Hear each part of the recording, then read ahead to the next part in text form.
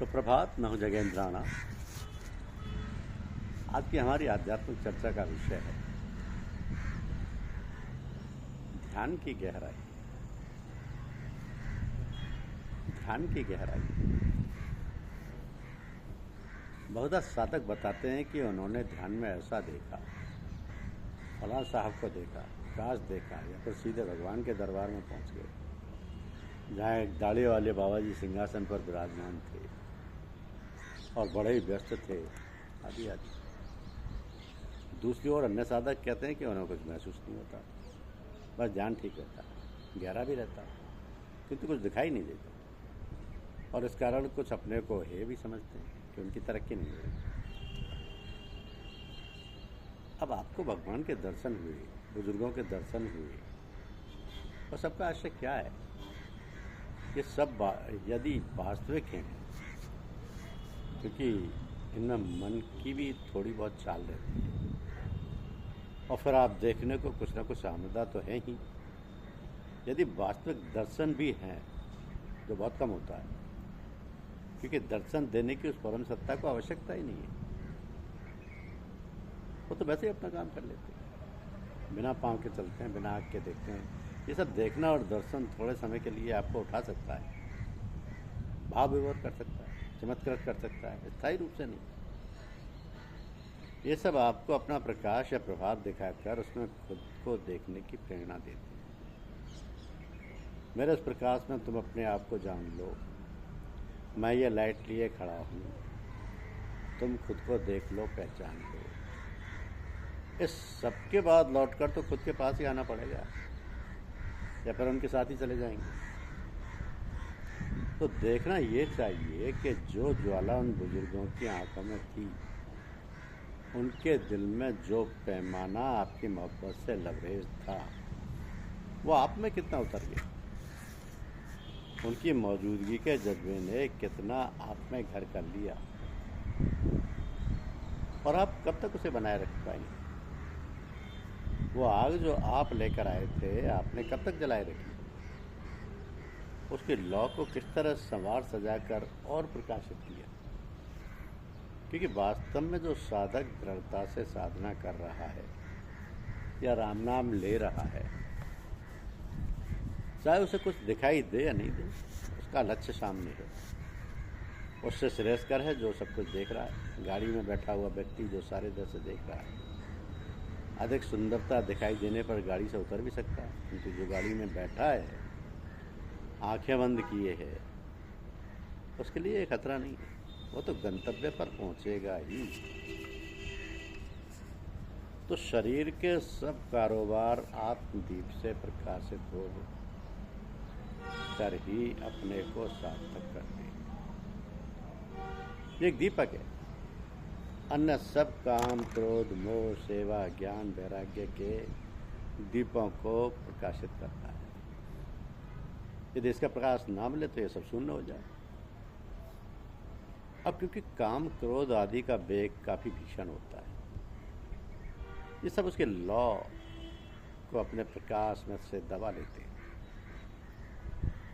आत्मा का प्रकाश धूमिल हो जाता है। यदि उसके लौ ऊपर की ओर कर दी जाए तो इन सब का बल क्षीण हो जाएगा, इन्हें शक्ति नहीं मिलेगी और ये काबू में आ जाएंगे। फिर जो दीपक ज्ञान, सत्य, वैराग्य आदि के निष्क्रिय पड़े थे, उन्हें भी प्रकाश मिलने लगेगा। वे भी प्रज्वलित होकर अपना प्रकाश चारों ओर फैला सकेंगे। तो भगवत प्राप्ति के मार्ग में जितना गुड़ डालो, वो उतना ही मीठा होगा। एक गुड़ है नाम के स्मरण का, प्रेम का, सेवा का, और अपने आप को इस मार्ग में मिटा देने का। भगवान गुड़ के समान मीठे हैं, बाहर भीतर एक समान, और उन्हें इस गुड़ की आवश्यकता है। प्रेम स्वरूप को प्रेम की और आवश्यकता है। परम इच्छा मय को उसके लिए अधिक अभिप्सा की और आवश्यकता है। बहुधा कहा जाता है कि अमुक में कोई परिवर्तन नहीं हुआ, पूजा से कोई लाभ नहीं हुआ, आदि आदि। तो ये सब इसी प्रकार से हैं, जैसे किसी मकान में सेंध लगी हो वो मकान तो दिखाई देता है किंतु सेंध दिखाई नहीं देती। गुरुदेव सेंध लगाते हैं, मकान बहुत दिनों का बना हुआ है, उसे नुकसान भी नहीं पहुंचे और साफ भी हो जाए। अब उसमें सदियों का रखा हुआ माल असबाब स्वाह हो जाए, ये सब शीघ्रता से भी हो सकता है यदि व्यक्ति उसमें सामान और ना बढ़ा सके। तो आप उसमें नए नए मेहमानों को लाकर ठहराते हैं, बड़ी आप भगत करते हैं, जिससे मकान का असबाब बढ़ा लेते हैं। सेंध भी कहीं कहीं लगाई जाए, एकदम विस्फोट कर दिया जाए तो मकान भी नहीं रहेगा। अब सेंध बहुत सावधानी से धीरे धीरे लगाई जाती है, बस यदि सामान न बढ़ाया जाए और घर वाले कायदे से रहें तो सेंध सब कुछ फूंक फांक कर ठीक कर दी।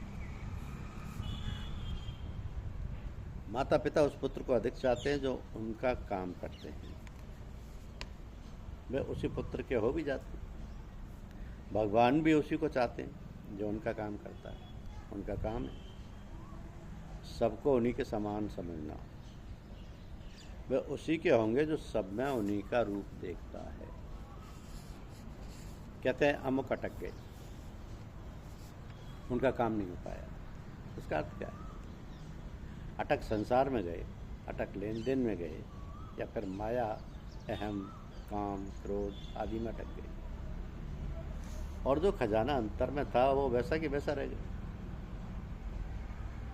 किसी ने उसकी खनक नहीं सुनी, टंकार नहीं सुनी, और ना किसी ने उसकी गर्माहट महसूस की। बस वैसा कि वैसा धरा रहा। उन्होंने स्वयं ने भी ये महसूस नहीं किया कि अंदर क्या क्या दबा हुआ बाहर आने के लिए लाए थे। सराबोर करने को छटपटा रहा है, मुअत्तिर करने को कसमसा रहा है, लेकिन वो कसक, वो कशिश, वो कूक उठी नहीं जो उसे बाहर ला पाती।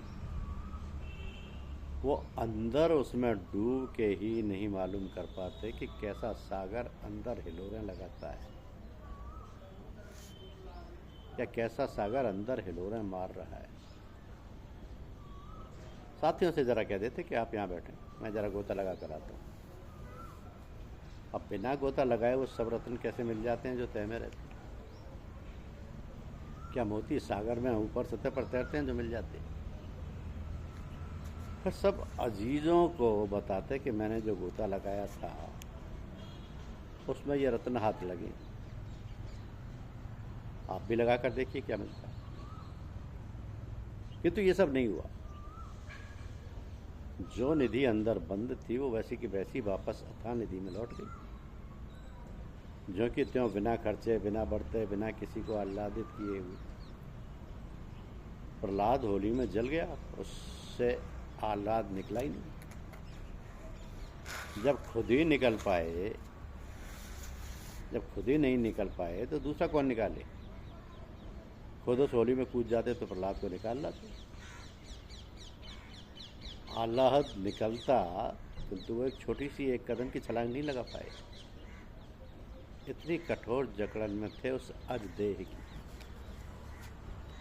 मैं ये रोशनी बांटता हूँ, आपके ऑफिस में 11 बजे चाहिए तो सभी लेकर आऊँगा और ऐसी व्यवस्था कर दूंगा कि आपको ये उस समय मिल जाया करेगी। आप अंधकार में क्यों रहें?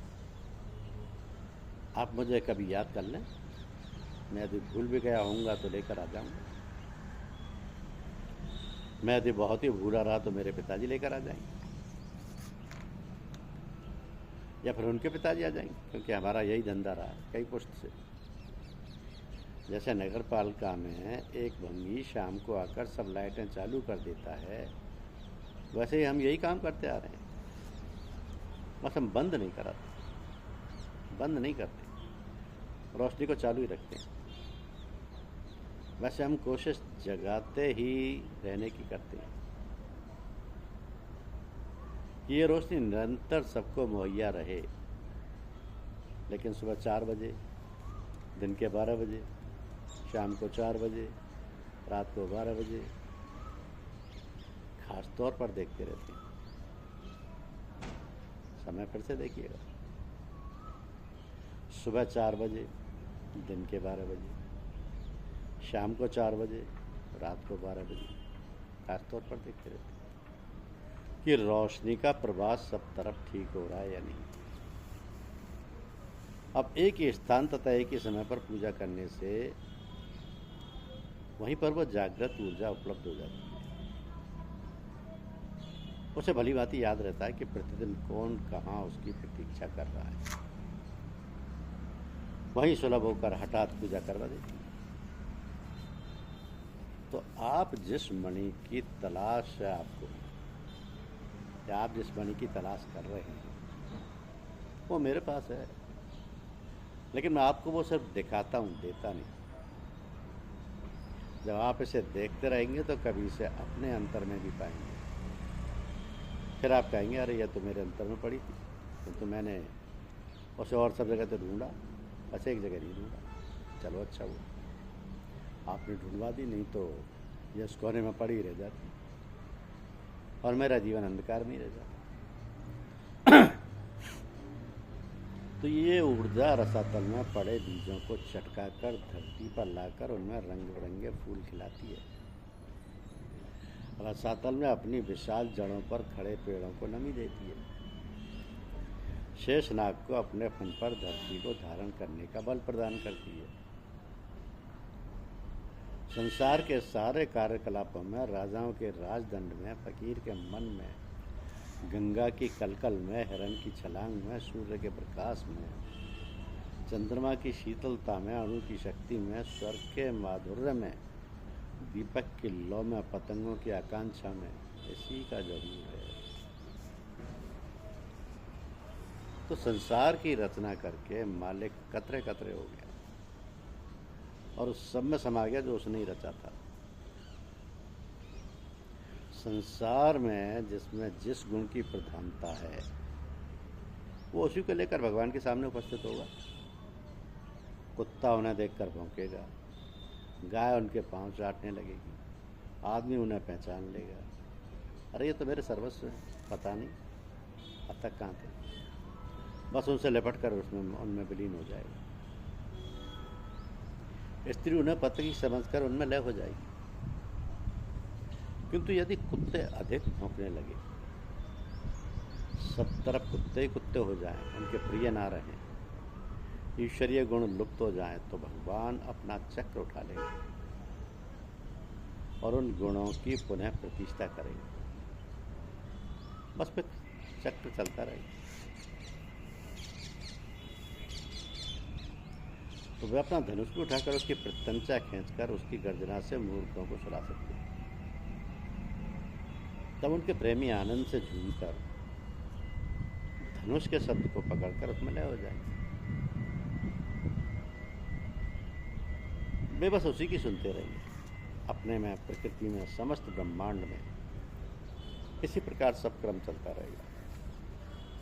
यदि सब बातों में नहीं कहोगे तो कुदरत भी नहीं ही कहेगी, सब ओर से ही नहीं होगी। तो सकारात्मक होते ही सारा परिवेश बदलना आरंभ हो जाता है। समुद्र में यदि कोई चीज गिर जाए तो ऊपर जरूर आएगी, यदि पड़ी भी रहे तो पानी में उसका असर तो होगा ही। इसी तरह मन भी, उसमें यदि कोई चीज पड़ जाए तो वो अपना काम जरूर दिखाएगी। यदि पड़ी भी रहेगी तो जड़ जमा लेगी, चिपक जाएगी, समय मिलने पर, अनुकूल वातावरण मिलने पर हरकत में आ जाएगी। फिर से उखाड़ना और जड़ से उखाड़ना कठिन होगा। समुद्र में भी पड़ी हुई चीज को निकालना दुश्वार होगा। अब यदि मन में या समुद्र में कोई भारी चीज डाल दी जाए तो उसमें और कोई दूसरी चीज पड़ ही नहीं पाएगी। एक गिलास में पानी है, उसमें यदि कोई चीज भारी डाल दी जाए तो गिलास लबरेज हो जाएगा। फिर उसमें क्या समाएगा? कुछ नहीं। मन में यदि राम नाम बसा लिया जाए या गुरु कर लिया जाए तो मन में और क्या समाएगा? प्राकृतिक आपदाओं तक को हम निमंत्रण देते हैं। अपनी हवस, स्वार्थपरता, नकारात्मकता और अहम के द्वारा इन विपत्तियों को आमंत्रित करते हैं। फिर प्रकृति कोई झाड़ू उठाती है और बड़ी निर्ममता से सफाई करती है। ये झाड़ू कभी भूकंप, कभी चक्रवात, कभी महामारी की, या जो उसे पसंद हो उसकी हो सकती है। तो आपको ये महाभारत तो स्वयं ही लड़ना पड़ेगा। इसमें यदि कृष्ण को शामिल कर लें तो समझ जीत सकते हैं, अन्यथा वही हाल होगा जो कौरवों को होगा, चाहे उनकी संख्या कितनी भी हो। तैराक लोग समुद्र में उतरने से पहले शरीर पर ग्रीस मल लेते हैं, फिर पानी का कोई असर नहीं होता, मछलियाँ भी पास नहीं आती। इस महाभारत में कृष्ण, राम, बुद्ध, ईसा, महावीर, रामकृष्ण ग्रीस हैं, बबूत हैं, उनकी जिन्होंने ये महासमर जीता है। इनके पीछे हो जाओ, उन्हें आगे कर लो और फिर लड़ाई होने दो, तुम्हारी जीत निश्चित है। यदि उनमें विश्वास ना हो तो स्वयं पीछे हट जाओ, और शरीर जो संघर्ष कर रहा है उसे देखते रहो, लड़ाई को देखते रहो, तुम्हारी जीत निश्चित है। बस किसी का हो जाना ही सफलता की पहली और आखिरी सीढ़ी है। इसलिए तो कहा है कि दो ही रास्ते हैं वफा के, आजमा के देख लो, या तो हो जाओ किसी के, या बना के देख लो, अपना बना के देख लो। सबसे खूब मिलना चाहिए, इस मेल मिलाप से सीखने को बहुत मिलता है। और हाँ, आपने जो सिक्के कमाए हैं उनकी परख भी इसी बाजार में हो जाएगी कि कर रहे हैं या खोटे। आप जो कहते हैं वो है नहीं, इसकी जांच भरे मेले में होती है और कहीं। धन्यवाद।